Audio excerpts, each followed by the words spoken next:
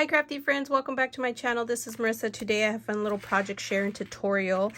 I don't know if you guys have ever made these little pocket envelopes. They are using a 12 by 12 sheet, and you just fold it up and you create these little pockets on the side and then an inside pocket. I absolutely love it. I haven't done one in a long time, but I had it set up and I finally finished it up because, you know, I'm just slacking these days apparently.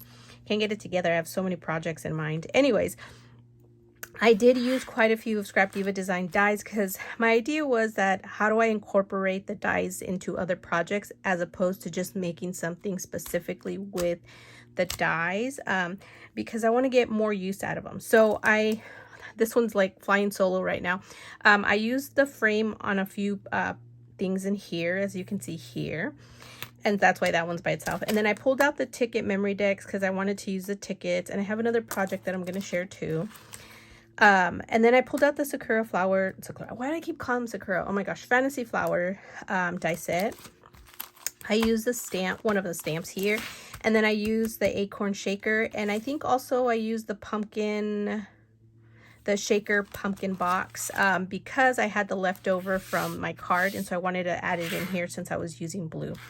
Anyways, I try to use as many dies as I could in here to kind of make like a fun little vintagey junk journal style envelope. And this isn't like anything new. I'm pretty sure you've seen it be made before. I just thought it'd be fun to make one because I had this paper. I was going through my paper looking for a certain sheet or brand, and I remembered that I had it over where my like older stuff was at, and this is basic gray. I don't know if I think they're still around, and it's double-sided and it's pretty sturdy and thick, and so I thought it'd be perfect to use. But what you're gonna need is a 12 by 12 paper, and you're just gonna fold it. Let me go up a little bit so you guys can see. Let me move these dies. You're gonna take the 12 by 12 and you're going to fold it diagonally like this in a big triangle, and then you're going to take both sides and you're going to basically fold them back on itself like that, so you have this little shape, and then you bring in your both sides in like this, and now you have your envelope. Now some people will leave it like glue it. I've seen them glue it and leave it like this, so you have pockets here, and then back here you can add other stuff. But what I want to do is I'm going to open it up. And what I did was I took glue and glued my two ends like this, okay?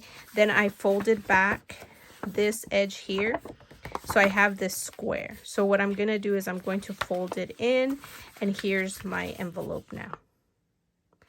So I hope that makes sense, right?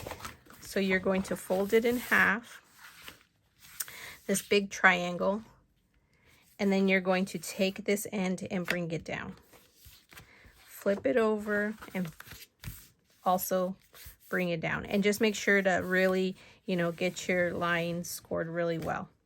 And then you're going to take and obviously fold this in. I folded it the other way, so it's going to fold nicer this way, and bring your ends in, and that's it. And just make sure you score really good, really good.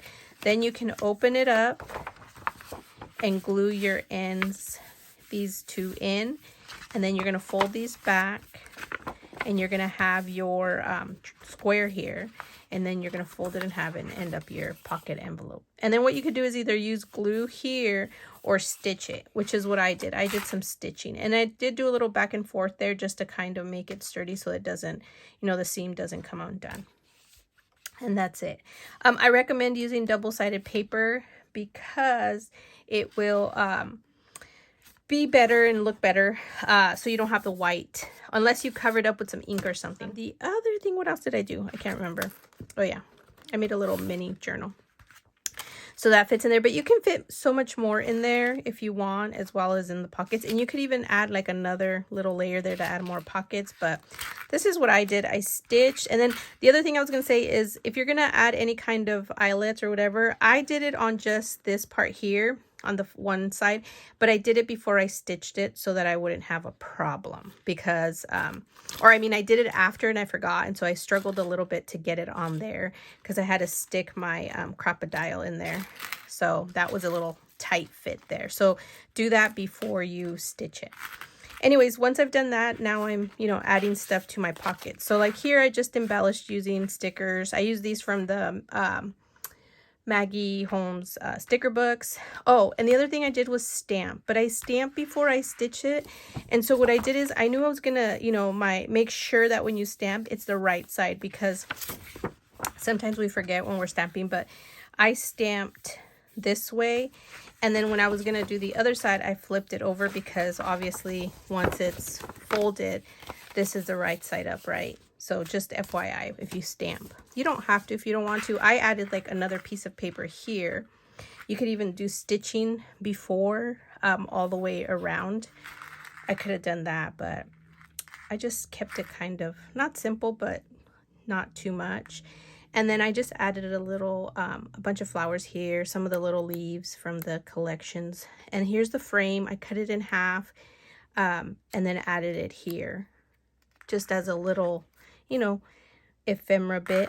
And then I took these vintage memory decks cards and I put them together to make like a little book. I did add the eyelet and didn't do it too tight so that you could definitely, you know, manipulate them and make it like a little album journaling. I had these vintage buttons. I've had them for a long time. They were gifted to me, so I thought it'd be fun to put here. And then I made this little ticket with the ticket die set from ScrapDiva Designs that was released last month. So cute. Put the flower there too. And then on the other, oh, and then my little charm, you guys. Just fun little charms. And then I kept it on the brownish tone. And then on the other side, I took this fun little playing card and added some stickers and then glued some paper on the back. Here's another one of the frame. Here's one of the flowers, a little acorn. Just simple, nothing too crazy. I did a little vignette there. And then I made this fun little pocket. I used some music sheet, but what I did was I made these little tags using the acorn, the smaller size of the shaker, and then added these tags with the stamp. And then I took just the part that's supposed to be like for the top of the shaker, and I thought it'd be perfect to just stitch it there and make it kind of like a little card. And then here I added another one, and then I added the small acorn that comes from the mini album, the acorn mini album, and then I added the little fantasy flowers. So cute, you guys. Super fun. Okay, and then the fun thing that I did was I made a little junk journal because I wanted to put some, like I wanted to make, you know, something big to put in there. So I thought this was perfect, like a little junk journal. But I took this pumpkin cut out from the shaker card that I had, not shaker card, but I made a card using the shaker pumpkin. And I had it left over, and so I thought it'd be perfect. But I split it in half so that I could, you know, add my eyelet through here and then put my twine through there. So cute. And then here's more of the acorns and some flowers. Did a little fussy cutting with some of the Tim Holtz paper. I had this stamp that said thankful and grateful, but I think it's this one here. I have it right here. It's Ellie Edwards. But I got this in a D-stash, I think on Mercai, on that site. And then I just made it real simple. I stitched down the middle is all I did. Where's the center of this? All I did was stitch down the middle. I didn't have a lot of in there, so it's not so thick, but I just put some like old school paper that I had. I put a cupcake liner. Sarah Bargo did this on a real cute album that she had, and so I have always kept that in the back of my head. I thought it'd be cute, and I made this cute little tag. Here I put one of the flowers there out of music sheet, and now it's like a little pocket. Isn't that cute? And then I added this vintage tag that I picked up on like not a D-stash, but like just someone that sells vintage stuff. Add a washi tape all over. Just fun stuff, some cool stickers. I made a little paper clip. I can't remember, I think it was my friend Maria. She posted how she made them, and she just literally puts the paper in, adds glue, and then slaps the other image on there. So I thought I'd do that, but I cut it out of the little tickets from the memory decks. I thought that'd be so cute, and now I can, you know, set it in here like this. And then here's where I put the stamp, the fall vibes. And then here is this little tag. I cut out half of the frame and then added the little acorn there, layering it up just flat so that it doesn't stick out too much. And I have this paper. It's from Maggie Holmes. I don't know which one, but it's like this frame paper. And so I cut some out and stuck them around here and there. Here's the other side of my little cute ticket. Just fun, vintagey goodness. And then just, that's it.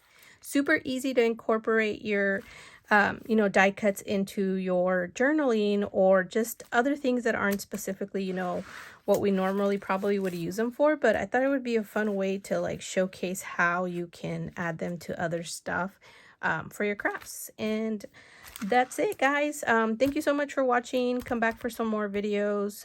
If you want to pick up any of these die sets, they are still available at ScrapDivaDesigns.com. Don't forget to use my discount code MWalker10 and check out the hashtag ScrapDivaDesigns because the girls are killing it as always. And the inspiration is just never ending, and I love it, love it, love it. Bye, guys.